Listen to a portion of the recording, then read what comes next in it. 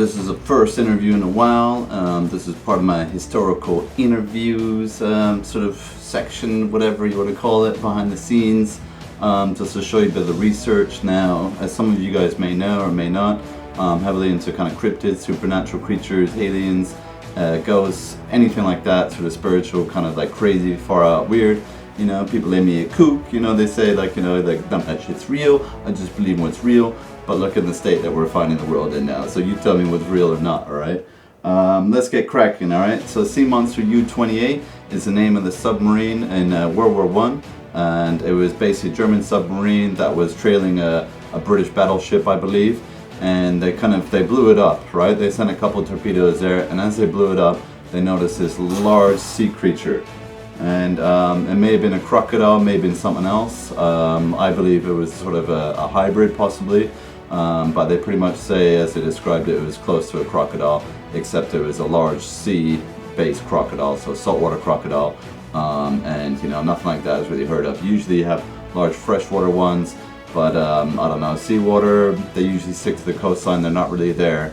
Now this brings me to the other part. So when they blew it up, they said they couldn't tell if it was alongside the ship or if it was actually inside the ship, the hold. So basically it was kind of like twirling, whatever, maybe dead already at that point. Maybe he was still alive. In mine, he's basically, I think he's pretty much dead. Anyway, so it's like the whole conspiracy about the guys been like transporting it, and it was all top secret, hush hush, and the Germans interfered. Now it didn't come out straight away because, like always, they fear being ridiculed by the Navy, by the world if it ever came out, by the news, court-martialed, locked up, loony bin. You know, I don't blame them. So this one sea captain, he basically came up with a story, and most of his basically his team were dead. So the fellow submariners, and when they died, then that's it. Then no one could say, oh, that wasn't true. I think one or two were still alive at that point, and then he was always said, well, why didn't you like tell people sooner? Well, again, I don't blame them, because back then people were really sort of superstitious, but not into that kind of stuff, not during war. You know, you'd have been crazy. They would have just been labeled like kooks, shell-shocked, whatever, and that brings me to a couple other stories, alright? Let's have a look.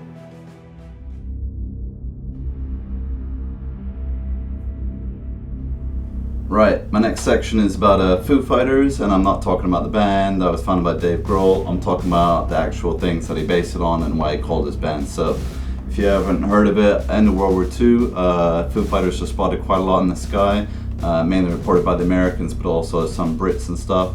And it usually sort of coming back from missions or in a bomber or basically like a fighter squad sort of plane. And they would kind of like fly alongside them, possibly different colors, glowing colors, and they would kind of outmaneuver them and basically play games with them and all that, and then just fly off at the end.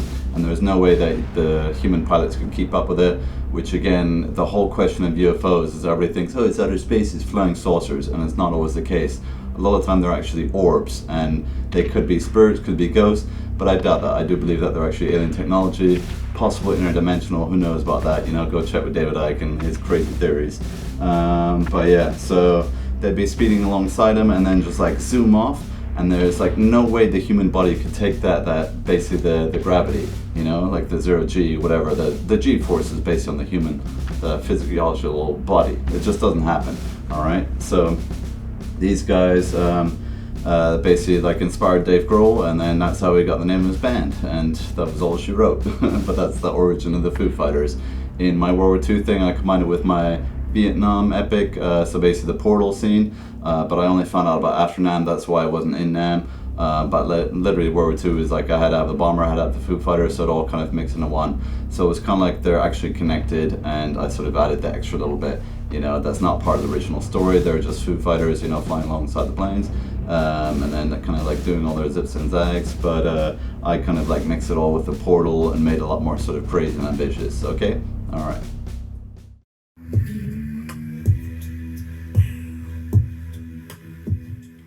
Okay, round 3 of the Cryptids interview is basically the Korean War. There were some UFOs that appeared, or basically one main one, and it was a traditional flying saucer like people assume it is.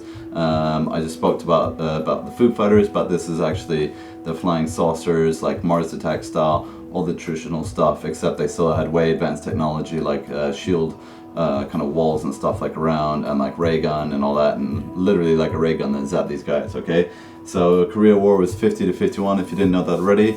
I did a bit of research after World War II just to see, like, you know, how communism was kind of started and how that kind of spread, and like how North Korea, like, which fascinates me, still one of the most brainwashed countries on the planet, how they actually tried to like kick the Americans' butt and they nearly succeeded. It was kind of a tie in the end, but the Americans weren't all the great and powerful like they led to believe, and then that was proven true in Vietnam, like 1 or 2 decades later. But let's get to the story. So there was a firefight between the Americans and the Koreans, and it was some kind of village in the boonies, whatever, I can't remember the exact location, and the Americans were kind of winning. So the Koreans were fighting really, really well, but they were getting, like, you know, the numbers depleted. American gunpower, firepower was kind of superior, so they were like winning on that side. But then when the UFO came, it started zapping the Koreans first, and a lot of them fell ill and they started vomiting and puking and stuff, and some, I assume, died because of it's like radiation, but not radiation, but I'll get to that in a minute. Now the GIs, after they were going to get in the upper hand, the flying saucer paid attention to them and flew over to their side and started zapping them, and they started shooting it because obviously it's Americans, gung-ho, yeah, guns. And when they shot them, there was no damage to the hull initially because they're using like high caliber, so basically bigger rounds like mortar and all that stuff, and the UFO kept on like dodging and weaving and coming out of the way. But then they actually started like using the M1 Garand, which was more precise, sort of like a, you know, like armor, basically, or piercing, if you will. And when they hit that, they hit the hull quite bad, and the hull would have a certain ping, you know, and then they knew that they're making contact, and they could actually see some damage and bullet holes. But that didn't stop this thing. It's one tough sucker, you know. I mean, he's a UFO, right? So he's got like a ray technology, he's got shield technology. You think a couple of bullets are gonna stop him? No. But not even like big mortars could like take him out. Now, when he kind of came over to them, he started zapping the GIs, and the same thing happened again. They were all struck with kind of radiation sickness. A lot of them would puke and vomit, possibly die, got really ill. But later on, after the UFO flew away, then they kind of rushed to their infirmaries, and they were checked out with the doctors who did the Geiger counter check. And surprisingly, there was no radiation actually coming from them, yet they were showing signs of radiation sickness, which again, alien technology, right? Radiation, but not radiation, like I said. Think of it what you will, but you know, I believe that story. Why not? It's all part of like war and crazy shit, and it's like, again, it's always like, oh, they were shell shocked, yeah, or they were like, you know, in trouble and all this stuff. They hallucinated. Oh, and they're all taking drugs, right? I believe all this stuff is covered up, like I said in my cryptid interview section. Hopefully I'll combine these two, but we'll see. So other kind of conditions that they had post the vomiting was headaches, basically tremors, nightmares, all this stuff, and that carried on for weeks, if not months. Some guys were traumatized for life, you know. Back then it was called shell shock, and later on they kind of changed it. It hit PTSD, but it's all pretty much the same thing. It's been going throughout like world wars and history, but really the term shell shock, I believe, came from World War I, carried through World War II, was never really addressed, never really taken care of, no insurance for that kind of thing. Yeah, they're all putting their lives on the line for, you know, yeah, country, oh, country, way. Okay, that's pretty much it for that one, and next up, we'll see. I think it's a hellhound. Woohoo!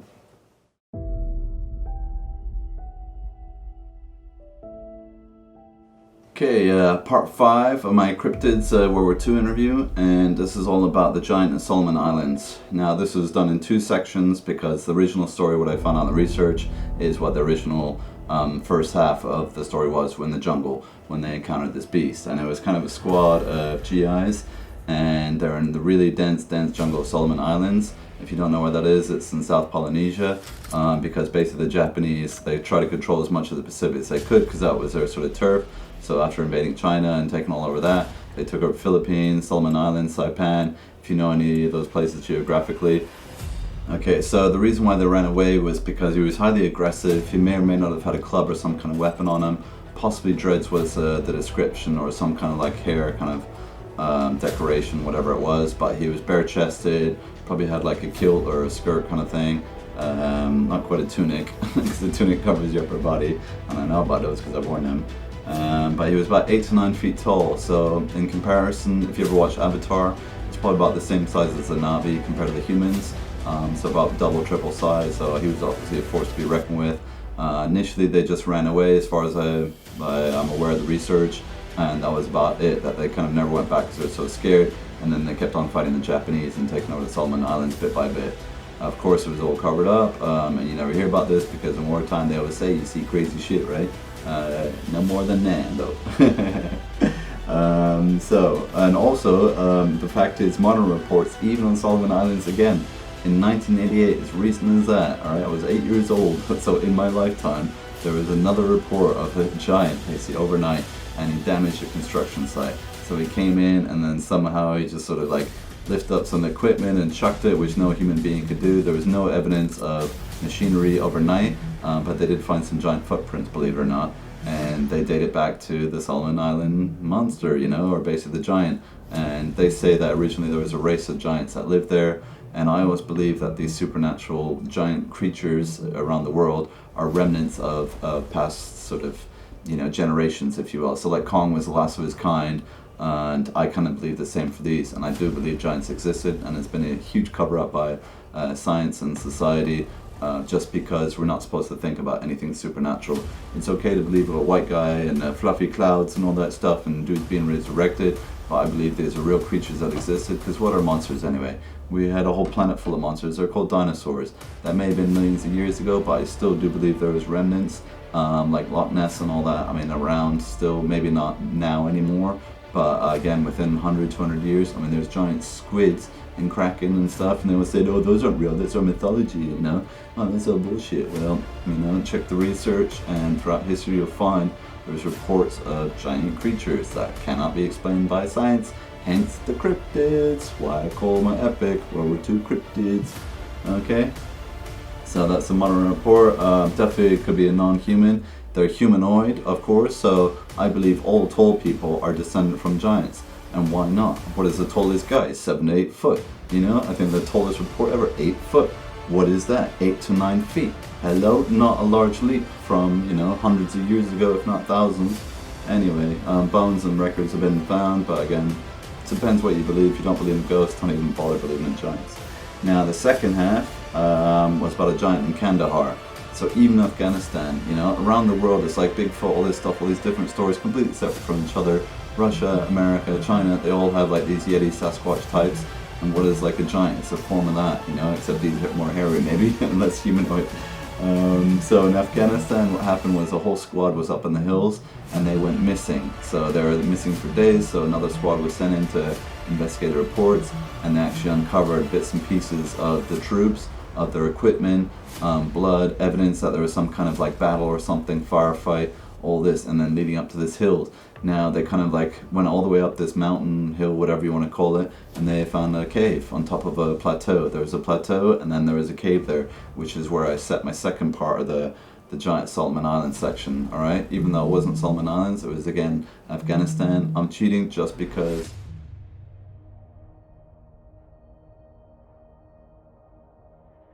Okay, so when they basically killed this giant, it was taken away by a Chinook, if you know what that is, which is a huge cargo transport helicopter, and it actually took two. So one for the squad and the remains of the soldiers that were killed, and one to actually carry this giant out of there. Now, he was probably larger than the Solomon Islands giant, I have no idea, but he was blue, opposed to more humanoid, according to the reports, who knows.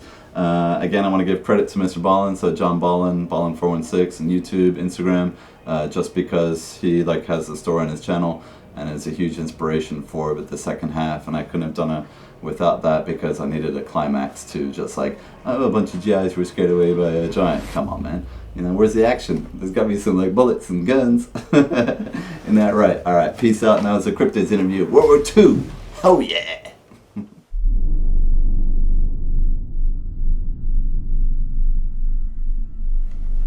Okay, part 4 of my Cryptids interview for World War II. Now this is another story from World War I. I know I cheated a little bit because I had to grab some like crazy supernatural stories, and there weren't really too many from World War II, and I wanted to make the biggest epic of my life at the time, which has now been surpassed by my new one, but we won't talk about that, we're just focusing on World War II. Now there was reports of a hellhound-like creature that would stalk the trenches, and initially I think he attacked the Germans mainly, because they're the bad guys, right? And he's a hellhound. I don't know, who knows about that. But the Brits reported screams, and then they would kind of find the bodies the next day or whenever it was, and they would have their throats ripped out. And this hellhound was bigger than a normal dog. He was basically like a large wolf, what they call like dire wolves, but it was more of a dog than a wolf, but I'm just comparing the wolf because like dogs are descended from wolves. So yeah, he killed the Germans, possibly some Brits too, but it's all covered up so you never really know. He would tear out their throats. Now the reason why in my little clip I added the cursed village is because of another section. I wanted to make it a bit more creepy because I wasn't doing World War I. I couldn't have the trenches because I didn't really have the trenches. They have more dugouts and basically protection and barriers in World War II. They kind of advanced more from there. World War I was trench warfare and gas warfare. World War II was full on everything, like tanks, planes, guns, machine guns, bombs, grenades, like the works, okay? Very little gas in World War II. It was mainly like Hitler that used them, but not for constant battle. Now I want to give co-story credit to Mr. Ballin, who's on YouTube, and I actually contacted him and I cyberstalked him for a bit because I try to like find out, you know, just to communicate with him, just let him know what I was doing, get his blessing if you will. In the end, he's just like, he makes money off YouTube, so he didn't really care who I was. Didn't realize that, you know, like I'm kind of a lover of like, I wouldn't say war, but military, of guns, all that stuff. Not what they do, but you know, for film purposes, because I like to tell stories, and that's all like I'm about. But his story, however, was in modern Afghanistan, which is basically the cursed village that I used. Now they came across this outpost, I believe it was Americans, and that area had Russians, had Afghanistanis, had all sorts coming through here and there, like over the decades, because of obviously, you know, communism, how that spread the AK-47. And in this specific outpost, the previous squad that left and they were leaving them, they told them, whatever you do, don't disturb the bones, and the guys didn't know what they meant. So within a week, they basically had to like make more of a dugout because the trenches weren't very deep, and for their like, you know, outside the outpost to kind of protect like the area, if you will, the LZ, not quite LZ, but you know what I mean, the outpost. And they uncovered some bones, and at first they didn't know, so I think the private whatever took to his captain or, you know, lieutenant, sergeant maybe, and he showed them the bones, and then they tried to put them back in, but they didn't put them in exactly the same place, in the same position. And that's a lot of time how curses work. You don't really mess with bones, you don't mess with the dead, especially when there's some kind of supernatural power element to them. It's very dodgy, you know, leave all that stuff alone. If you ever hear stories, just don't mess with it, trust me. You know, you may believe what you will, but curses are real. I know because I lived in New Zealand for 2 years and there was curses on the news like it was an everyday thing. So white people, you pay attention because like out there it's real spiritualism, not this Bible church stuff, like real curses, okay, real ghost stories. Now, when they disturbed the bones, they were there for a month basically until they were relieved by the next team. In my story I made it 1 week just to kind of shorten and stuff because 1 month would have been like a bit too much, and plus it was long already. It's my longest section of the whole World War II epic. But they would start off hearing sort of sounds and noises at night that they couldn't quite explain, which is basically ghosts mess with them. Probably Afghan, maybe Russian, who knows. I doubt like American ghosts would be taunting their own people.